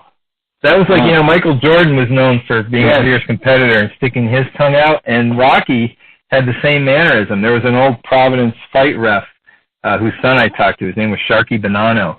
And Sharky would note that he refed a lot of Rocky's fights in Providence, and he noted whenever Rocky would get mad, that tongue would come out from around the mouthpiece. And in, I think it was like 1950 or 51 or 52, Rocky had an exhibition tour up in Maine, and the guy he was supposed to fight fell through, so he recruited his brother Sonny, who was a great athlete in high school at the time, to be his opponent. And Sonny told me the story about, getting, and Sonny was he probably could have been a middleweight champion, but I don't think his mother would have tolerated two sons as fighters. And, Sonny told me a story about getting cocky in one of their main bouts, and he pops Rocky a good shot to the face, and suddenly Rocky's eyes change and the tongue comes out, and Sonny says, "Oh my God, he's going to kill me." And he's thinking quickly, and he says, "Rocky, I'll tell Ma," and that snaps Rocky out of it, and, he doesn't, destroy his brother. But yes, he could be, he was a killer in the ring, but, he didn't want to get on the bad side. Exactly. And then today, I'm sure you've heard this lots of times, Rocky's a polarizing figure, with some saying he's the greatest, obviously only undefeated heavyweight champion, where others say he was overrated. It's a lot smaller now in those days, because these guys are giants, the heavyweights now. And he ruled during a weak heavyweight time and from 52 to 55. Did you come away with an opinion about this while you were writing, researching, and about him as a fighter? Yeah. Well, I thought a lot about that, and what I decided was that I wasn't going to write this, he has a lot of admirable qualities. He had a great career, but I wasn't going to write a rah-rah book that insisted he was the greatest ever, because there are a lot of those legitimate arguments to be made about the era, the quality of the opponents, although, as I said earlier, I do think some of his foes were underrated, and every era has had its share of, bums or tomato cans, that champs fatten up on. The other thing about, as far as the size goes, to me it's apples and oranges trying to compare today with yesterday. Right. Because if today Rocky, even back then, Rocky was often, smaller and lighter than his opponents. He usually fought at about 185 pounds. He was 5'10", and, he fought a lot of opponents who were, 200 pounds, had a couple inches on them, longer arms, longer reach. But here's the thing, and the other thing that Rocky takes a rap for is he was not the most graceful fighter. He was very clumsy, but he was fierce. He had one of the great punches in heavyweight history. His manager called it the Susie Q. And he had a great ability to take a punch and to endure fierce punishment and outlast his opponent and wear them down. And so, maybe today if he's fighting, he's a cruiserweight. Or maybe with modern training techniques and nutrition and diet, maybe he's bigger. I don't know. But in any event, pound for pound, he's certainly, you've got to put him in the conversation in the top, handful of heavyweights, yes. Adjusting for the different eras and sizes. And what I thought was interesting was, this is something else I found out a lot of new stuff about, was late in life he has this really hokey computer fight with Muhammad Ali. Mm-hmm. He's 45 years old, and Ali is banned from boxing at the time for refusing to fight in Vietnam, and he's they wind up, a promoter gets them to spar together, and he's going to feed their statistics into a computer, and the computer's going to analyze their tendencies and come up with a script for a hypothetical fight between the two. And then they're going to edit the footage, and they're going to show it in movie theaters with the surprise ending of who wins. And even though it wasn't a real fight, the men were different ages. Actually, Rocky was in better shape than Ali because he went into training for this fight. He lost 50 pounds. Ali was kind of flabby because he hadn't been fighting because of his suspension.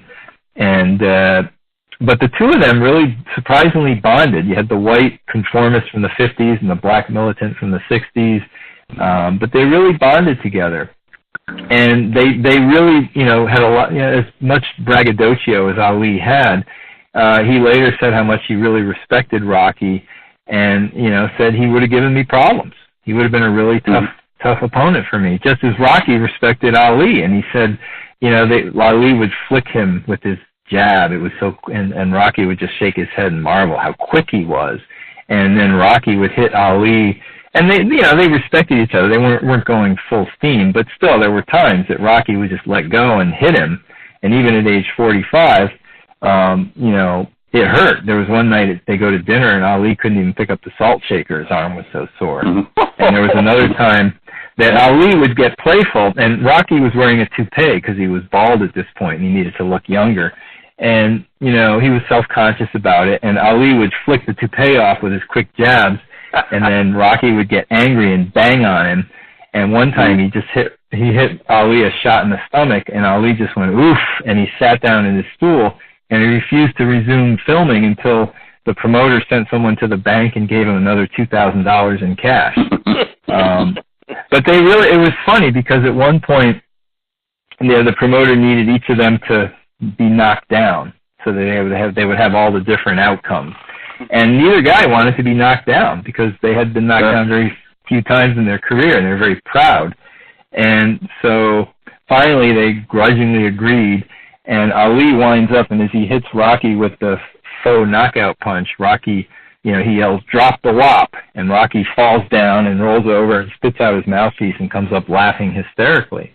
And then later Rocky is trying to imitate the Ali pattern, saying, "The only one who could beat me is you," and blah, blah, and they were just having a great old time with each other. So, but there was that mutual respect and acknowledgement that, by each man that the other would have been a real force to fight for real. And Rocky was killed shortly after that, right? In the plane crash. Yeah, that was another amazing and tragic thing. They were together in Miami doing the ending of the filming for this computer fight. And one day, during a break, they're sitting by the edge of the ring, and they're sharing a grapefruit. And they're talking, their conversation turns to the racial strife in America at the time, all the race riots in the inner cities. This is in the late 1960s. And Rocky and Ali start to talk. Wouldn't it be something if you and me, a white man and a black man, took a bus tour through America's inner cities and went to Watts and talked to black people and white people about how we can all get along? And they really started to get animated about it. And, Ali was saying, "Would you do it? Would you do it?" And Rocky says, "Yeah, I would do it." And, Rocky's brother Peter, who was there, and Ali's wife at the time, Belinda, who was there, both told me about that story, and they both think that they would have done it, except 2 weeks later, Rocky was killed in a plane crash in Iowa. Wow. And you said, I think in the book, that Ali cried, right, when he heard that Marciano had died? Yes. Ali's wife, Belinda, told me it was the only time that she ever saw him cry was when he got the news that Rocky had been killed. And he ran through red lights to get to Rocky's funeral services down in Florida. And, later he said that he was the, white fighter he respected the most. Wow. And Rocky was very restless, and it's very prominently, you write so well about it throughout the book, and you did so much research. I think you know him pretty well. I know you said a lot of it was motivated by his fear of money, losing money or being broke, but he was so restless the last 14 years of his life, after he retired and he died in 1969. Why do you think he was constantly feeling like he had to be on the go? Well, there's a couple things. He was still driven by that fear and insecurity about being broke. He missed even though he'd burned out and was ready to retire when he retired, he was really, he missed the action, and he needed action. And, he kind of lived vicariously through these dangerous mob guys he would hang out with. He was kind of drawn to that lifestyle and the action. He courted danger. He was, that fearlessness he displayed in the ring was evident when he would routinely take these private planes, which are very risky, into very risky weather conditions, and he'd have all these close calls, and, his family would urge him, "Don't do this, Rocky. It's not worth the chance that you're taking." But again, he was so cheap that, someone would send him a plane ticket on a commercial airline flight to go do a public appearance somewhere, and he would take the ticket and cash it in, put the money in his pocket, and he'd find some rich businessman who owned his own little Cessna or private plane and would fly him there for free. And ultimately, he's in Chicago on some business, and he's supposed to go home to Florida the next day to celebrate his 46th birthday. But he's a mafia pal in Chicago asked him to go out to Des Moines, Iowa, to his nephew's steakhouse for an event that night. And Rocky says sure, and he gets into the plane with the mobster's nephew and an inexperienced pilot, and they fly into a massive thunderstorm system over central Iowa. And they lose visibility, and the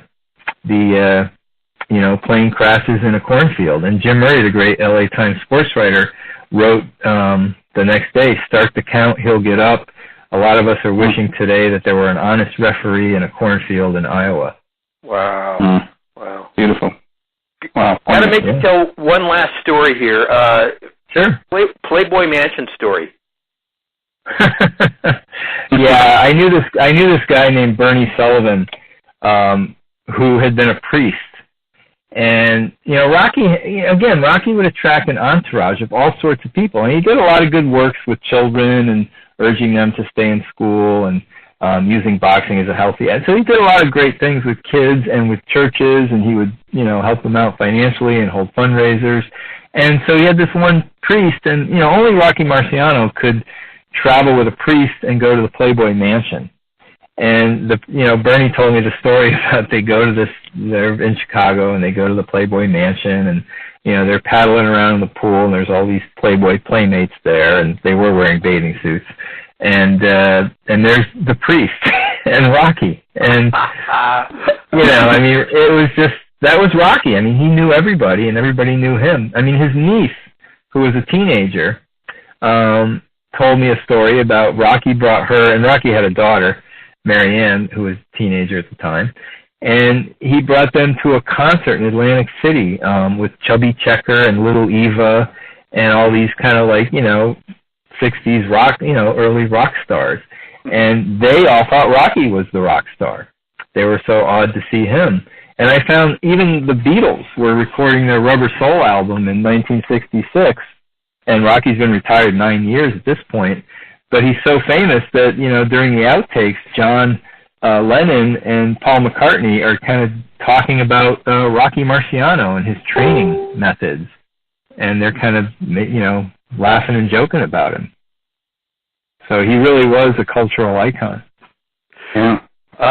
You know what? A couple of years ago, we had a guest on our show by the name of Randy Roberts, who is a professor like you. He's at Purdue University. Sure. He teaches boxing history. He teaches boxing history there. Did this give you a hankering at all to do something like that? To what? Teach boxing history? Teach boxing history at UConn. Yeah. Well, I'll talk to my boss about it. I have a full plate right now, but I do talk about it, and I do talk about, I've kind of shared some anecdotes with my students about my research and, lessons you could draw from that, I suppose. But, Randy, I've never met him or talked to him, but I've certainly read his work, and he's done some great stuff. Yeah. Well, what's next for you? Did this spur your interest to do another boxing book at all, or you got a different project on the table right now? I don't know.